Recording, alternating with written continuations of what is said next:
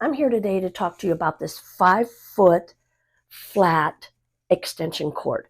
So it has quite a few uh, outlets in the front. It has 3 regular outlets. It has USB-C outlets as well as 2 regular USBs right here. On the back, it has 2 mounting brackets, that you would put on your wall, as well as an on and off switch. Now, it does not have a surge protector in it, which makes it cruise line safe. This is a great item to do if you're taking on a cruise and you want to look for an extension cord. It has the 3-prong end on this side, as well as this is a nice 5-foot.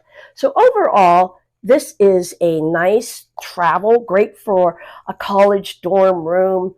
I always take one of these, even when I'm going into a hotel room, because if the hotel room has not been updated, it does not have USB ports, and usually if any hotel room I've ever stayed in, the outlet is in the middle of the wall and it's not anywhere near close to what you need. So I'm always needing an extra outlet, and this is a perfect thing for me to take when I'm traveling.